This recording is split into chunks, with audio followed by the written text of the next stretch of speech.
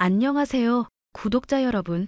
구독과 좋아요는 채널 운영에 큰 힘이 됩니다.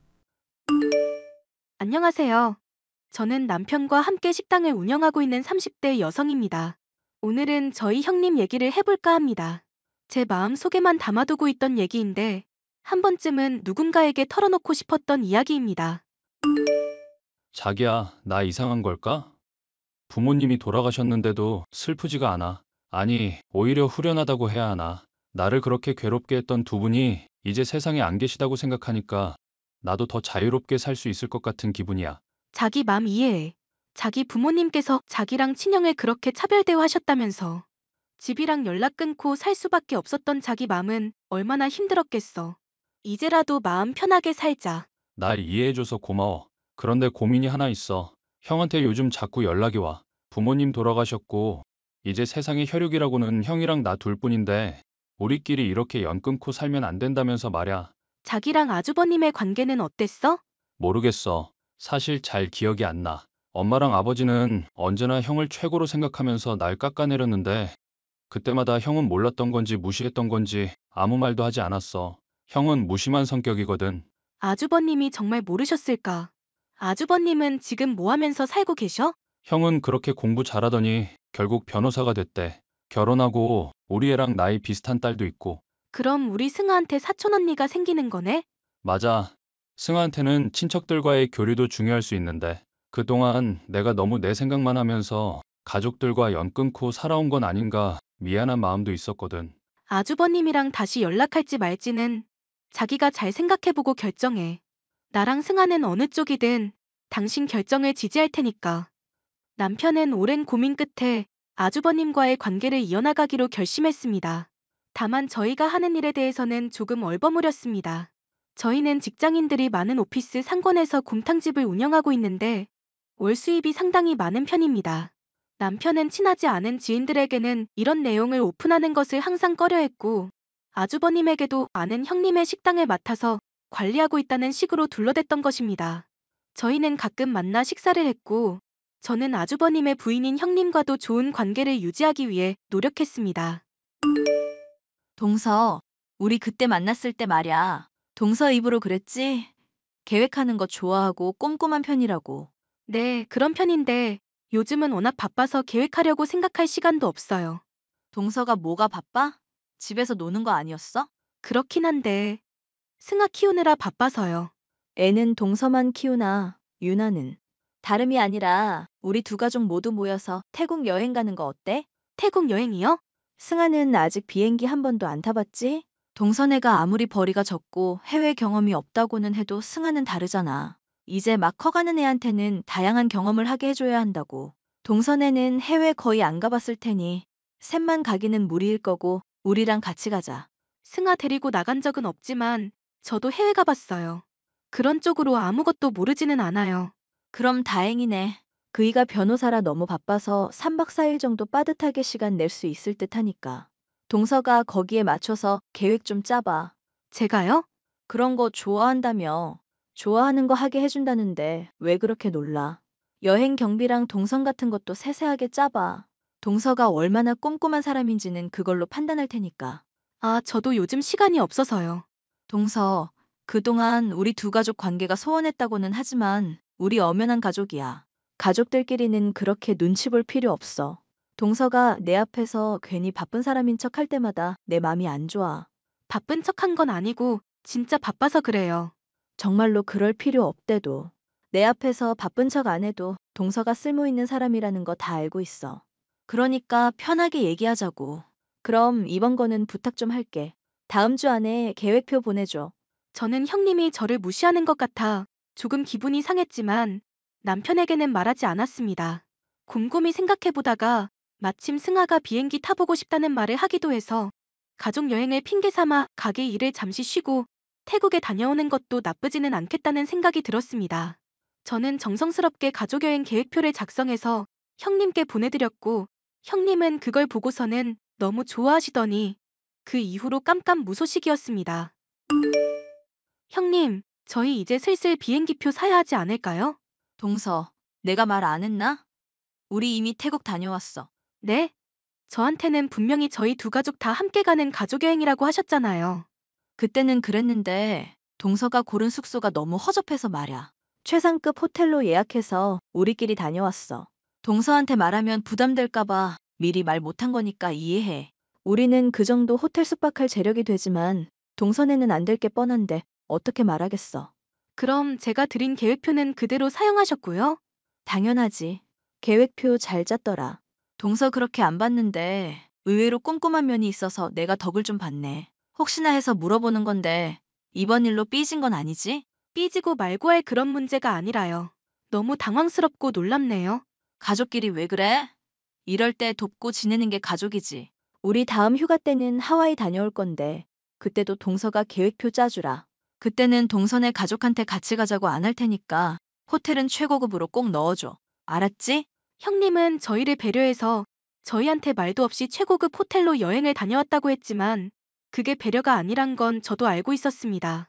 묘하게 자기네들은 잘 살고 저희는 어렵게 살고 있으니 이 정도 수준 차이 나는 건 당연하다는 전제를 깔고 저에게 말을 하고 있었습니다. 게다가 제가 집에서 논다는 이유로 저를 봄으로 부려먹으려는 시도까지 하려는 게 제 눈에 보였습니다. 사실 저는 저희 식당에서 일하느라 눈코 뜰 새 없이 바쁜데도 형님은 아무것도 모르고 저에게 이것저것 부탁을 해왔습니다. 형님, 왜 자꾸 저희 집에 아윤이를 보내시는 거예요? 어제 변호사 와이프들 모임이 있었어. 갑자기 잡힌 모임이라 아윤이 보낸 거니까 동서가 이해해. 아참, 변호사 와이프 모임이라고 해서 너무 오해하지는 마. 드라마에서 보는 것처럼 서로 시기하고 질투하는 그런 여자들 모임 아니니까. 우리 미래를 발전적으로 그려가는 와이프들 모임이라 빠질 수가 없었어. 형님네 일하시는 아주머니도 있잖아요. 그분이 평소에 아윤이 돌봐주시는 걸로 알고 있는데 굳이 저희 집까지 보내시는 이유가 뭐예요? 그게 말야, 아윤이가 동선의 집밥만 먹으면 아토피가 좋아지거든. 그게 너무 신기하고 좋아서 보냈어. 그럼 아윤이 아토피 고치려고 저희 집에 보냈다는 말씀이세요? 형님, 제가 분명히 말씀드리는데 저 굉장히 바빠요. 그런 이유로 저희 집에 아윤이 보내는 거 다시는 허락 못해요. 동서가 뭐가 바빠? 서방님은 식당 관리를 하고 동서는 집에서 논다며. 저도 이번에 일 구했어요. 그래서 더 이상 집에서 노는 사람 아니에요. 누가 보면 나가서 돈 1,000만 원씩 버는 줄 알겠네. 도대체 동서가 나가서 무슨 일을 하는데? 나도 좀 드러나 보자. 그게 아무튼 지금 말씀드릴 수는 없지만 다시는 저한테 그런 일로 아윤이 보내거나 갑작스럽게 아이 봐달라는 부탁하지 마세요. 알겠어. 앞으로 아윤이 보내는 일은 하지 않을게. 그럼 동서가 3일에 한 번씩 우리 집으로 반찬 배달 좀 해주라. 네? 내가 변호사 남편 내조 하느라 사실 요리 배울 시간이 없었어. 아윤이가 그러는데 동서 음식 솜씨가 굉장하다던데? 동선에 찾아가는 건 하지 말라니까 안 할게. 그 대신 반찬만 보내줘. 제가 형님네 식모도 아니고 어떻게 3일에 한 번씩 반찬을 보내드려요. 형님 돈 많으시다면서요. 인터넷에서 주문해서 사드세요. 사 먹는 건 그런 맛이 안 난다고. 아윤이가 동선에 음식만 찾는 걸 그럼 나보고 어떡하란 거야. 게다가 아토피도 좋아졌고 말야. 내가 돈 줄 테니까 우리 상부상조하자. 재료비로 10만 원 정도 매달 보내주면 충분하겠지?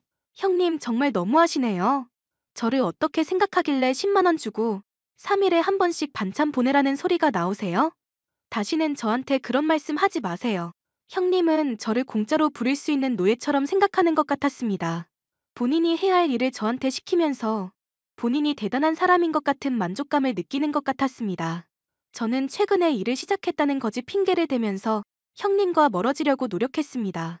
저랑 남편이 원래 식당을 운영하고 있으며 제가 거기서 일하고 있는 사실은 절대 비밀에 붙였습니다. 그러던 어느 날이었습니다. 동서, 나 어제 동서 봤어. 저를요? 어디서요? 땡땡 식당에서. 친구 만나러 오랜만에 그 동네 갔다가 동서 보고 얼마나 놀랐는지 몰라. 동서, 사는 게 그 정도로 힘들어? 그런 게 아니라 그냥 일하는 것뿐이에요.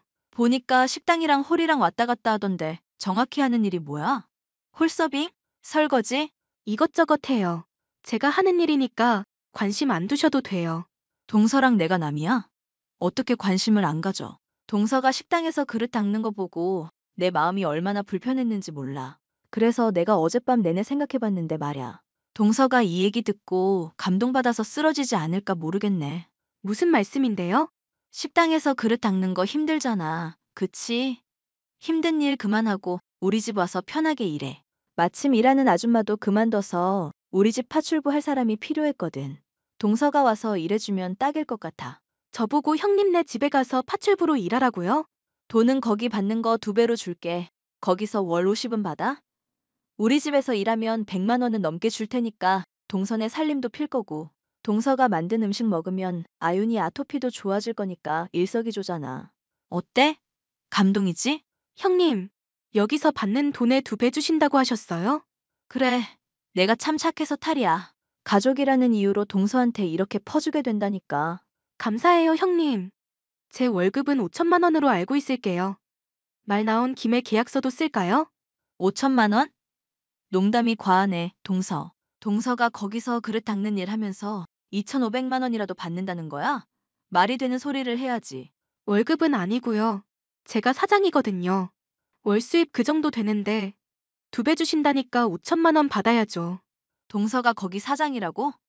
거기 그 근방에서 제일 장사 잘 되는 집이라고 그랬는데? 네, 맞아요. 남편이랑 저랑 그 식당 운영하고 있어요. 형님한테는 제대로 말씀 못 드리고 얼버무렸는데 이제서야 제대로 말씀드리게 됐네요. 어머, 그게 사실이야?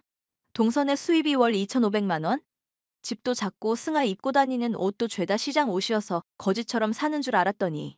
저는 형님이랑 다르게 돈 자랑도 안 하고 검소하게 사는 편이어서요. 형님은 사람보다 돈이 더 귀하다고 생각하시죠? 제가 돈 없어 보인다고 저를 그렇게 무시하셨잖아요. 형님네 파출부로 일하라니 해도 너무하지 않으세요? 동서, 그건 말야. 동서가 짠해 보여서 그런 거지. 정말 짠해 보여서 그랬던 거면 그런 식이 아니라 다르게 도와주셨겠죠. 매번 사사건건 형님네가 저희보다 잘 산다고 말하면서 저 깔아뭉개던 거 있지 않았어요. 무슨 말을 그렇게 해. 우리 가족이잖아. 아무리 가족이어도 다들 얼굴 보고 하하호 하면서 사는 거 아니더라고요. 남보다 못한 가족들이 너무 많아서 말이죠. 저는 여기까지 할게요. 더 이상 형님이랑 연락할 자신이 없네요. 저는 그동안 있었던 일을 전부 남편에게 말했습니다. 남편은 노발대발하면서 형님네로 찾아가 불같이 화를 냈고 그날 저희와 형님 가족의 인연은 끝났습니다. 나중에 저희 딸인 승아에게 물어보니 형님네 아이랑 있는 게 싫고 불편했다고 하더라고요. 말끝마다 옷 브랜드로 승아를 무시해서 어린 마음에도 적잖이 상처가 있었던 모양입니다. 그렇게 저희는 형님네와 인연을 끊고 잘 살고 있었습니다. 자기야, 형 말야, 이혼했대. 이혼이라니? 형님이 성격이 이상하긴 했어도 아주버님이랑은 잘 살고 있었잖아. 형수님이 잘난 척하는 걸 워낙 좋아했잖아. 항상 자기보다 잘 사는 사람들이랑 어울리는 걸 좋아했고, 그러더니 기어이 사고를 쳤나 봐. 형의 상사한테도 꼬리를 쳐서 직장이 한바탕 뒤집어지고 결국 이혼했대. 변호사 와이프라고 그렇게 자랑을 해대더니 결국 집값 판 무덤에 들어간 거네. 더 잘 나가는 변호사 꼬셔서 갈아타려다가 아주버님이랑 이혼하게 된 거니까. 양육권도 형이 다 가져왔고, 형수님은 맨몸으로 친정 가서 지내나 보더라고. 내가 누구 인생을 판단할 처지는 아니지만 그 인생도 참 짠하다. 형님은 그렇게 아주버님과 이혼하고 시골로 내려갔다고 들었습니다. 저희가 북같이 화냈을 때 형님이 정신을 차렸다면 그녀의 인생은 달라졌을까요? 지금도 남편이랑 둘이 술 한잔 할 때마다 형님 얘기를 가끔 합니다. 어디서 뭘 하고 지내는지는 몰라도 부디 잘 지내고 있기를 바라고 있습니다.